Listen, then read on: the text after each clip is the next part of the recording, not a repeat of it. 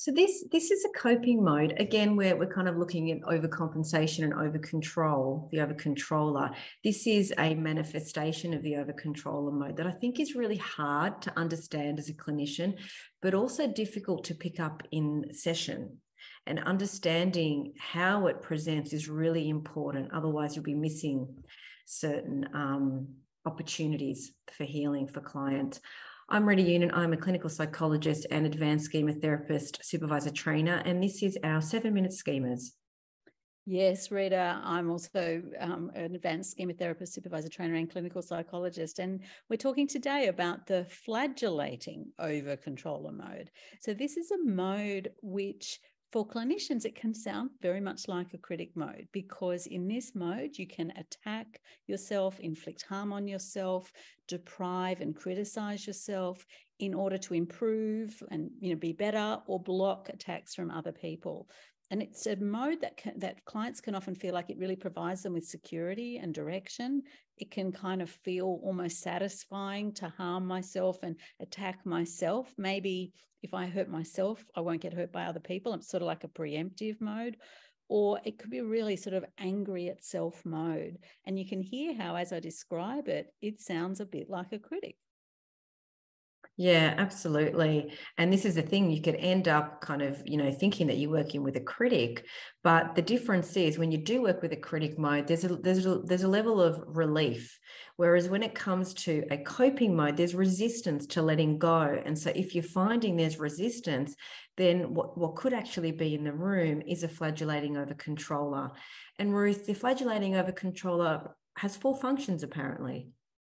Yeah, that's right. So I already alluded to one of them, that perhaps if I attack myself, that'll make me safe from other people attacking me. It's almost like a get in first kind of mode. Or it could be that I'm attacking myself to atone, to sort of make up for doing wrong things. It's like a sort of self-punitiveness schema, really activated a sense of, if I punish myself really strongly, that's a kind of a making it right. Or it could be I'm attacking myself to steel myself against pain. So it's like a hardening of self. And the fourth way this mode can function is that I'm attacking myself to block powerlessness. So if I feel like I don't have any agency in the world, if I can kind of attack myself, it gives me an energized sort of feeling, a sense of power, even though it's quite a debilitating way to think about myself. And look, I think a really lovely idea is perhaps, presenting these 4 options with your client and having a think about, well, let's have a think, do these actually hit the mark for you? What need gets met when you actually go into this particular coping mode? Because like all coping modes, it's a survival strategy.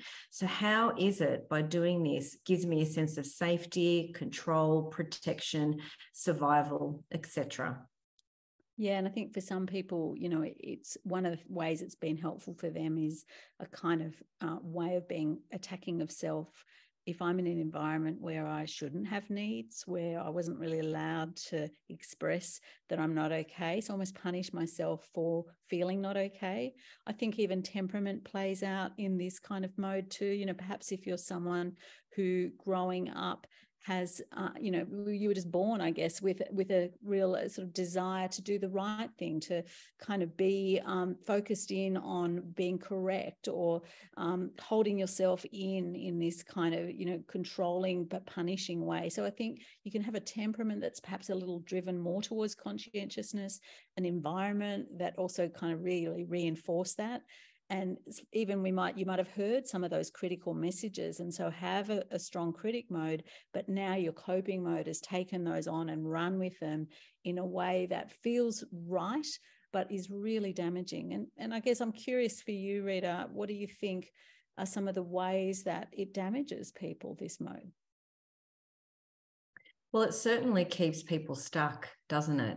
It doesn't allow for them to see any different in terms of what they do deserve, that they deserve better than hurting themselves, that, that their body or their sense of self is, intertwined with attack.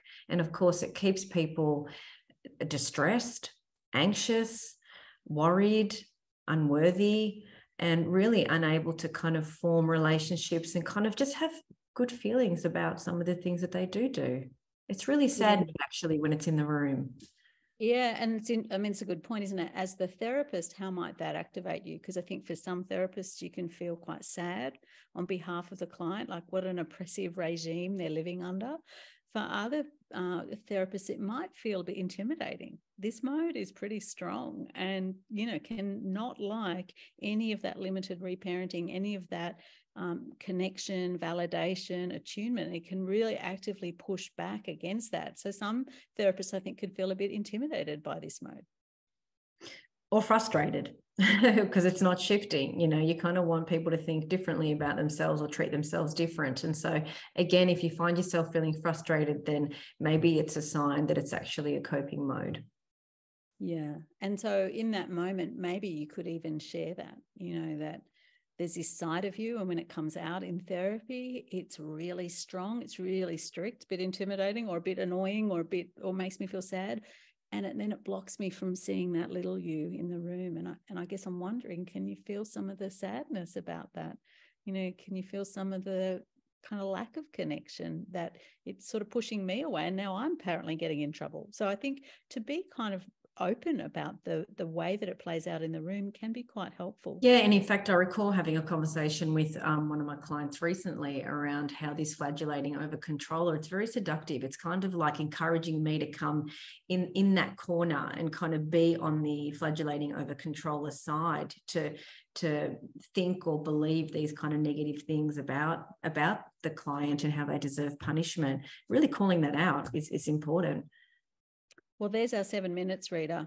So if people want to have more training on how to work with this mode, there's a link at the bottom of the video.